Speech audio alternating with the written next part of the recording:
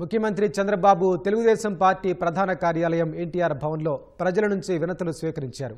కొందరికి అక్కడికక్కడే పరిష్కారాలు చూపారు. సీఎంకు వినతులు ఇచ్చేందుకు పెద్ద సంఖ్యలో ప్రజలు తరలివచ్చారు. సీఎం చంద్రబాబు ఓపికగా ఒక్కొక్కరి వద్దకు వెళ్లి సమస్యలు తెలుసుకుని వాటి పరిష్కరిస్తామని భరోసానిచ్చారు.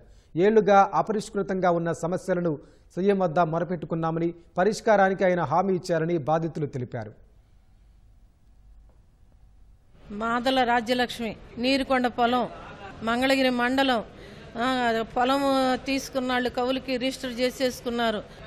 10 సంవత్సరాల నుంచి తిరిగి బాబు గారి వాళ్ళు పార్టీలో తిరుగుతానే ఒక్క పనిలో మంత్రులు కానీ ఎవరు ఒక్క పని చేయలేదు. నాకు బాబు గారికి ఇవాళ ఇన్పత్రం ఇచ్చాం, చేస్తానన్నారు. కాళ్ళు గెడ్డలు పట్టుకొని చేస్తాం, మేము జరగటం లేదు. 10 సంవత్సరాల నుంచి తిరుగుతున్నా, అదే చాలు నాకు. అంత గాత చేస్తే బాబు గారికి రాజధాని పక్కనే రాజధానికి కూడా ఇస్తా పొలం.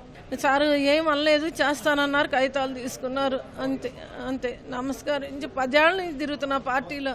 నా పేరు గోపిశెట్టి రాజేశ్వరి అండి. నేను నెగరకల్లు గ్రామం నుంచి వచ్చాను. మా వారు 2014-2019 మధ్యలో సబ్ కాంట్రాక్టర్గా బద్దుల రాము అని కర్లకుంట గ్రామస్తుడు కాంట్రాక్టర్ గారి దగ్గర మా వారు వర్క్ చేశారండి. పనులన్నీ చేసింది మా వారు. బిల్స్ వచ్చి అతని అకౌంట్లో ఉన్నా కూడా డబ్బులు ఇవ్వకుండా ఏడిపిస్తున్నారండి. మా వారు సూసైడ్ అటెంప్ట్ చేశారు. పోలీస్ కేసు కూడా పెట్టనివ్వకుండా అతను డబ్బులు ఇచ్చి పోలీసులను కూడా మేనేజ్ చేశారండి.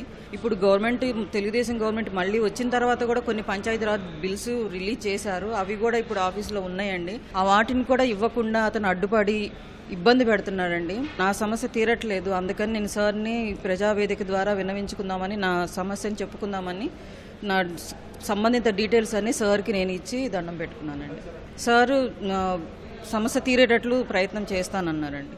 సత్యసాయి జిల్లా నుంచి బుక్కపట్నం మండలం సిద్ధరాంపురం పంచాయతీకి అందరి కాలువ నీరు దగ్గరలో 10 అడుగుల దూరంలో కూడా లేవు.